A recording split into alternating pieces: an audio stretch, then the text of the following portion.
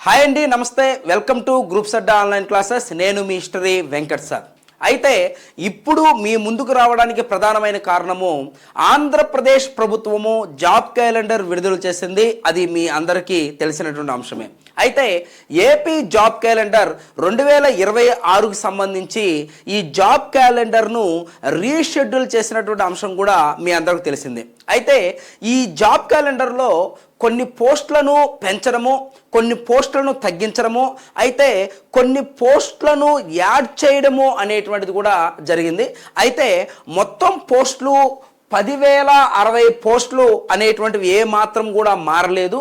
అయితే కొన్ని పోస్టులను మాత్రం పక్కన పెట్టి కొన్ని పోస్టులను తగ్గించి కొన్ని పోస్టులను యాడ్ చేయడం అయితే జరిగింది. దీంట్లో నిరుద్యోగులు ఆనందపడాల్సినటువంటి ప్రధానమైన అంశం ఏంటి అంటే ఎండోమెంట్ ఆఫీసర్ గ్రేడ్ 3 సంబంధించినటువంటి నోటిఫికేషన్ అనేటువంటిది జారీ చేశారు. మొత్తం కూడా 104 పోస్టులు, మొత్తం కూడా 104 పోస్టులకు సంబంధించి మనకు ఈ జాబ్ క్యాలెండర్ అనేటువంటిది పొందుపరచడం జరిగిందనమాట.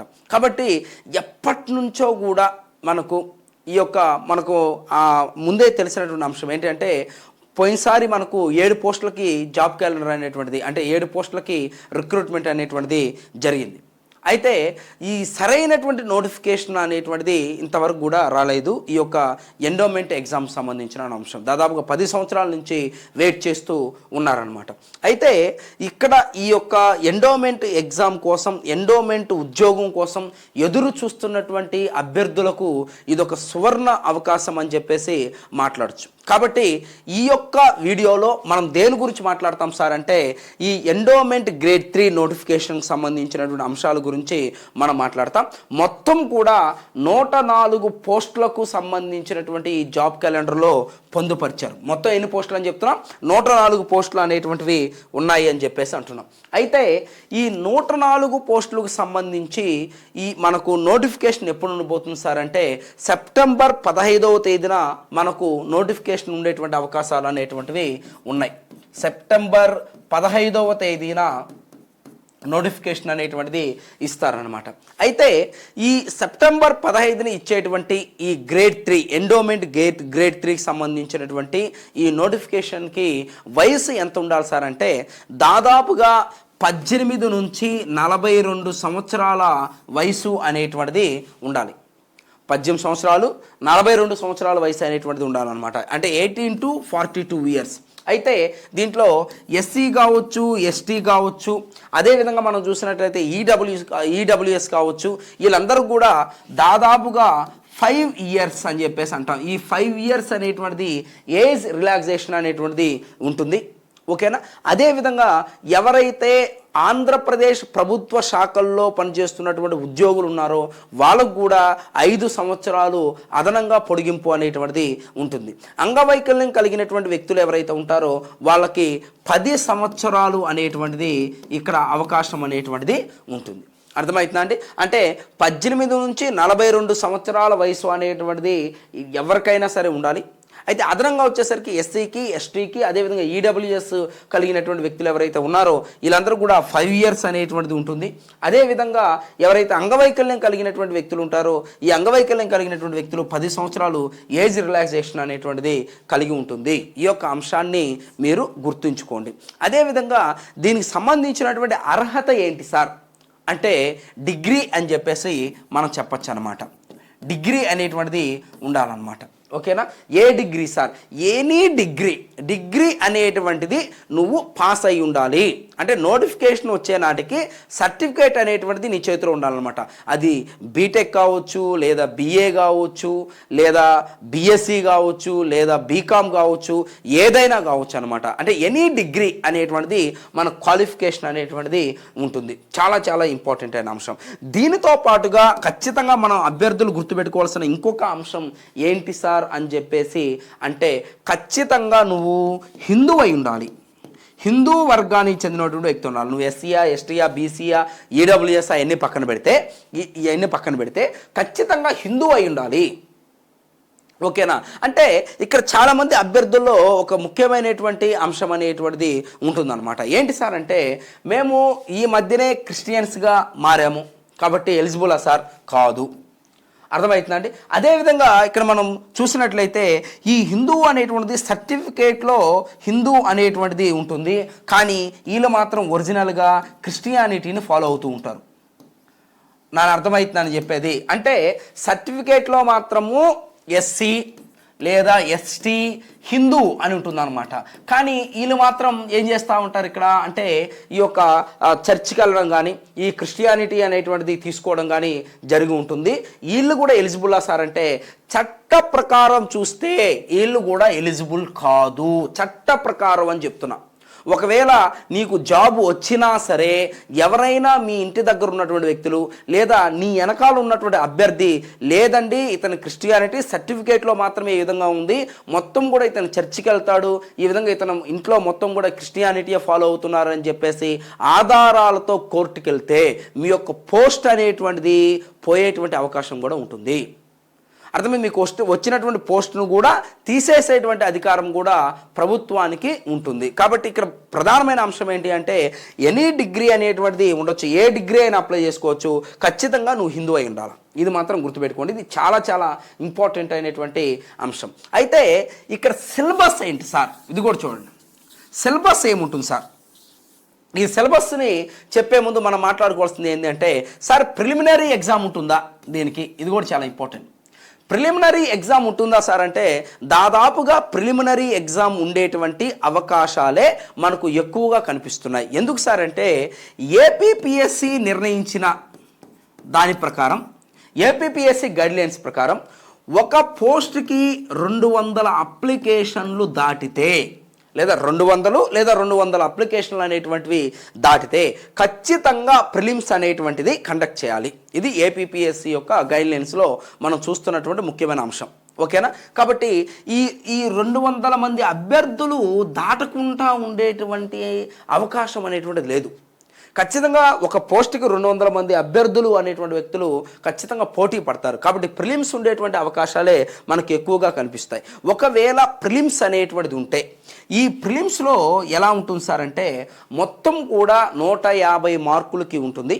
ఆ 150 మార్కులు ఈ యొక్క ప్రిలిమ్స్లో number 1 general studies and mental ability అనేటువంటిది ఉంటుంది. ఓకేనా? General studies and mental ability ఉంటుంది. రెండోది ఏంటి సార్ అంటే హిందూ టెంపుల్ సిస్టమ్, చాలా important. Hindu philosophy and temple system, Hindu philosophy and temple system అనేటువంటి 2 అంశాలు అనేటువంటివి ఉంటాయి. ఓకేనా? Hindu philosophy and temple system అనేటువంటి 2 అంశాలు ఉంటాయి. ఈ యొక్క general studies and mental ability 50 మార్కులకి, అదేవిధంగా Hindu philosophy and temple system అనేటువంటిది 100 మార్కులకి, మొత్తం 150 మార్కులకి ఇక్కడ ఎగ్జామినేషన్ అనేటువంటిది కండక్ట్ చేస్తారు. చాలా ఇంపార్టెంట్. అదేవిధంగా మెయిన్స్ వచ్చేసరికి కూడా సేమ్ ఇదే పేపర్లు ఉంటాయి. General studies and mental ability, Hindu philosophy and temple system, ఈ 2 అంశాలే మనకు మెయిన్స్లో కూడా ఉంటాయి. అయితే మెయిన్స్కి వచ్చేసరికి 300 మార్కులకు ఉంటాయి. ఫస్ట్ పేపర్ 150 మార్కులకి, సెకండ్ పేపర్ 150 మార్కులకి, మొత్తం ఎన్ని మార్కులమ్మా 300 మార్కులు అనేటువంటివి ఉంటాయన్నమాట. అంటే ఈ విధంగా మనకు ప్రధానంగా ఈ యొక్క ఎగ్జామినేషన్ ఈ సిలబస్ అనేటువంటిది ఉంటుంది. చాలా చాలా ముఖ్యమైనటువంటి అంశంగా మనం దీన్ని గుర్తుపెట్టుకోవాలండి. కాబట్టి ప్రిలిమ్స్ అనేటువంటిది 100% ఉండేటువంటి అవకాశం అనేటువంటిది ఉంది.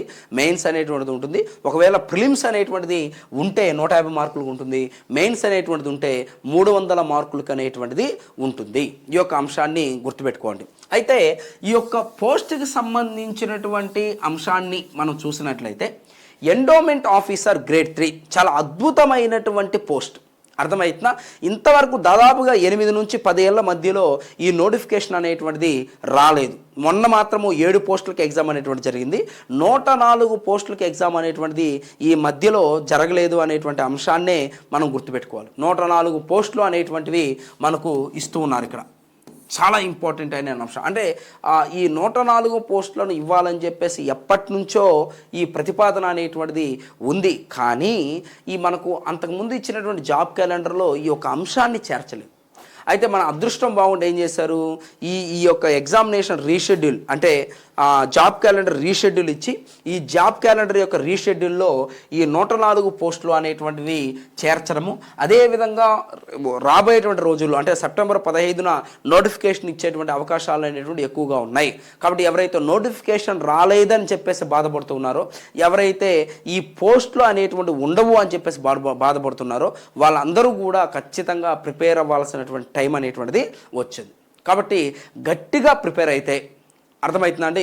కొంచెం ఒక షెడ్యూల్ అనేటువంటిది వేసుకొని, ఒక ప్రణాళిక అనేటువంటిది వేసుకొని ప్రిపేర్ అయితే 100% 104 పోస్టుల్లో మీది కూడా ఒక పోస్ట్ అయ్యేటువంటి అవకాశాలు అనేటువంటివి ఉన్నాయి. కాబట్టి మీ యొక్క ఈ Hindu philosophy and temple system కావచ్చు, అదేవిధంగా general studies and mental ability కావచ్చు, ఈ 2 ఎగ్జామ్స్ కూడా ఈ రెండింటిని కూడా మేనేజ్ చేస్తూ మీరు అత్యధిక మార్కులు సాధించాలనుకుంటే, మీరు ఎక్కువ మార్కుల్ని సాధించాలనుకుంటే, ఖచ్చితంగా ఆ 104 పోస్టుల్లో మీద ఒక పోస్టు ఉండాలి అనుకుంటే గ్రూప్స్ అడ్డా ఆన్లైన్ క్లాసెస్ అనేటువంటిది ద బెస్ట్ ఆప్షన్గా మనం చెప్పొచ్చు. అది మనం చెప్తున్నటువంటి మాట కాదు. పోయినసారి నోటిఫికేషన్లో 7 పోస్టులకు గాను దాదాపుగా 3 పోస్టులు మన యొక్క ఆన్లైన్ క్లాసెస్ని తీసుకున్నటువంటి వ్యక్తులే సాధించారు. అర్థమవుతుందండి. అదేవిధంగా మనకు జరిగినటువంటి ఎగ్జామినేషన్లో, అంతకుముందు జరిగినటువంటి ఎగ్జామినేషన్లో కూడా మనకు ఈ యొక్క ప్రిలిమ్స్లో కానీ మెయిన్స్లో కానీ అత్యధిక మార్కులు మన యొక్క ఆన్లైన్ క్లాసెస్ నుంచే రావడం జరిగింది. ఎందుకు మన ఆన్లైన్ క్లాసెస్ నుంచే ఎక్కువగా అడగడం జరిగింది సార్ అని చెప్పేసి అంటే, చూడమ్మా, చిన్నారావు సార్ 20 సంవత్సరాల అనుభవం కలిగినటువంటి వ్యక్తి, 20 సంవత్సరాలు అనుభవం కలిగినటువంటి ఈ చిన్నారావు సార్ అనేటువంటి వ్యక్తి దగ్గర మనం హిందూ ఫిలాసఫీ అండ్ టెంపుల్ సిస్టమ్ని మనం చెప్పించడం అనేటువంటిది జరిగిందనమాట. కేవలము ఆ టెంపుల్ సిస్టమ్ మీద అవగాహన కలిగినటువంటి వ్యక్తి, ఆ హిందూ ఫిలాసఫీ మీద 20 సంవత్సరాల సుదీర్ఘ అనుభవం కలిగినటువంటి వ్యక్తి, అదేవిధంగా తెలుగు సబ్జెక్ట్లోను అదేవిధంగా హిస్టరీ సబ్జెక్ట్లోను రెండిట్లో కూడా ఆయన ఎంఏ అనేటువంటిది కంప్లీట్ చేయడం జరిగింది. అదేవిధంగా ఎంఫిల్ అనేటువంటిది కూడా కంప్లీట్ చేయడం జరిగింది అనమాట. అంటే అంత గొప్ప క్వాలిఫికేషన్ కలిగినటువంటి 20 సంవత్సరాల అనుభవం కలిగిన వ్యక్తి దగ్గర మనం ఈ యొక్క సబ్జెక్ట్ అనేటువంటిది చెప్పించడం జరిగింది. అంటే ఎవరు పడితే వాళ్ళు సబ్జెక్ట్ చెప్పించడం కాకుండా, ఎవరిని పడితే వాళ్ళని సబ్జెక్ట్ చెప్పించి ఎక్కించడం కాకుండా, అనుభవజ్ఞులైనటువంటి వ్యక్తుల్ని మనము ఆ యొక్క సబ్జెక్ట్ని చెప్పించేదానికి ముందుకు తీసుకొచ్చామన్నమాట. ₹1 ఎక్కువైనా సరే, ఒక ₹10 ఎక్కువైనా సరే, ఆ సబ్జెక్ట్ చెప్పిన, ఆ సబ్జెక్ట్ తెలిసినటువంటి వ్యక్తే ఆ సబ్జెక్ట్ చెప్తే ఆ యొక్క విధానం అనేటువంటిది వేరుగా ఉంటుంది. ఏదో గట్టిగా ఒక అర్ధగంట ప్రిపేర్ అయ్యి ఒక అర్ధగంట బోర్డు మీదకి వచ్చి వీడియో చెప్పడం కాదు, ఒక అర్ధగంట ప్రిపేర్ అయ్యి 10 నిమిషాలు వచ్చి చెప్పడం కాదనమాట. ఆ సబ్జెక్ట్ చెప్పినటువంటి తెలిసినటువంటి వ్యక్తి చెప్తే వచ్చేదానికి, చదివి చెప్తే వచ్చేదానికి చాలా అనేటువంటి తేడా అనేటువంటిది ఉంటుంది. కాబట్టి మనకు ఆ ప్రాబ్లం అనేటువంటిది లేదు. కాబట్టి చిన్నారావు సార్ అనేటువంటి వ్యక్తి 20 సంవత్సరాల అనుభవం కలిగినటువంటి వ్యక్తి మన క్లాసెస్ చెప్పాడు. అదేవిధంగా ఎవరైతే జనరల్ స్టడీస్ అనేటువంటిది డీల్ చేస్తున్నారో, ఈ జనరల్ స్టడీస్ డీల్ చేసేటువంటి వ్యక్తులు కూడా చాలా అద్భుతమైనటువంటి పరిజ్ఞానం కలిగినటువంటి వ్యక్తులు, ఆ సబ్జెక్ట్ మీద అపారమైనటువంటి నాలెడ్జ్ కలిగినటువంటి వ్యక్తులు. కాబట్టి మీరు గ్రూప్స్ అడ్డా ఆన్లైన్ క్లాసెస్ని ఒకసారి చూడండి, గ్రూప్స్ అడ్డా యూట్యూబ్ ఛానల్ అనేటువంటి ఒకసారి చూడండి. ఆ యూట్యూబ్ ఛానల్లో మీరు ఆ క్లాసెస్ అనేటువంటి ఒకసారి వినండి. అదేవిధంగా గ్రూప్స్ అడ్డా ఆన్లైన్ క్లాసెస్ని ఒకసారి విజిట్ చేయండి. ఇంకొక ముఖ్యమైన అంశం ఏంటంటే, రామాయణాలు మహాభారతాలు ఎవరైనా డెమోలో పెడతారు, రామాయణాన్ని మహాభారతాన్ని ఎవరైనా చెప్తారనమాట. ఇప్పుడు నేనైనా సరే ఒక గంట కూర్చొని ఈ రామాయణ మహాభారతాలు చెప్పచ్చు అనమాట. హిందూ ఫిలాసఫీ అనేటువంటిది చెప్పడం అనేటువంటిది ఒక ఆర్ట్. అదేవిధంగా హిందూ ఫిలాసఫీ ఆ టెంపుల్ సిస్టమ్ని చెప్పడం అనేటువంటి ఒక ఆర్ట్. రామాయణం ఏంది, మహాభారతం ఏంది ఎవరైనా చెప్తారనమాట. ఒక 5 సంవత్సరాల పిల్లాడిని అడిగినా కూడా రాముడి యొక్క భార్య ఎవరు సార్ అంటే సీత అని చెప్పేసి అందరూ కూడా చెప్తారు. కాబట్టి ఇది ప్రధానమైనటువంటి అంశం కాదండి. కాబట్టి డెమోల్లో రామాయణాలు మహాభారతాలు పెట్టిన వాళ్ళందరూ కూడా హిందూ ఫిలాసఫీని టెంపుల్ సిస్టమ్ని డీల్ చేయలేరు. కాబట్టి మీరు వాటన్నిటిని కూడా చూసుకోండి, ఓకేనా. అక్కడ ఎవరు చెబుతున్నారో చూడండి. ఒక 15 ఏళ్ళు 20 ఏళ్ళు లేనటువంటి వ్యక్తులు కూడా దాన్ని డీల్ చేస్తున్నారనమాట. అంటే 15 ఏళ్ళు 20 సంవత్సరాలు ఉన్నటువంటి వ్యక్తులు ఎలా చెప్పగలరు ఆ యొక్క సుదీర్ఘమైనటువంటి ఆ ఫిలాసఫీ, ఆ యొక్క తత్వాన్ని, హిందూ తత్వాన్ని, హిందూ విధానాన్ని, ఈ హిందూ తత్వశాస్త్రాన్ని ఏ విధంగా అర్థం చేసుకోగలరు 20 సంవత్సరాలు కలిగినటువంటి వ్యక్తులు? ప్రధానంగా ఈ యొక్క అంశాన్ని కూడా గుర్తుపెట్టుకోవాలి. అంటే కొంతమంది మహానుభావులు ఉంటారనమాట, అది చెప్పట్లేదు అనమాట.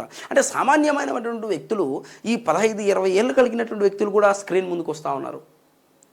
దీని గురించి ఒకసారి ఆలోచించండి, ఒకసారి డెమోస్ వినండి. మీరు ఈ యొక్క నచ్చితేనే మీరు ఒక ఆన్లైన్ క్లాసెస్ అనేటువంటివి పర్చేస్ చేయండి. ఖచ్చితంగా నేను కాన్ఫిడెంట్గా చెప్తాను. ఏం చెప్తాను సార్ అంటే, గ్రూప్స్ అడ్డా ఆన్లైన్ క్లాసెస్లో ఎవరైతే ఎండోమెంట్ కోర్స్ తీసుకుంటారో వాళ్ళు ఖచ్చితంగా మంచి సబ్జెక్ట్ని, మంచి నాలెడ్జ్ అనేటువంటి దాన్ని వాళ్ళు పొందగలరు. దాని ప్రకారం మీరు ప్రిలిమ్స్ని మీరు అటెంప్ట్ చేయగలరు, మెయిన్స్ని కూడా అటెంప్ట్ చేయగలరు, 100% జాబ్ కూడా మీరు సాధించగలరు. ఈ యొక్క అంశాన్ని గుర్తుపెట్టుకోండి. కాబట్టి 104 పోస్టులు అనేటువంటివి మనకు ఇవ్వడం జరిగింది. ఈ అవకాశాన్ని ఎండోమెంట్కి ఎవరైతే ప్రిపేర్ అవుతున్నారో వాళ్ళందరూ కూడా సద్వినియోగం చేసుకొని ఈ యొక్క పోస్టులు సాధిస్తారని చెప్పేసి మనస్ఫూర్తిగా కోరుకుంటూ, thank you, all the best.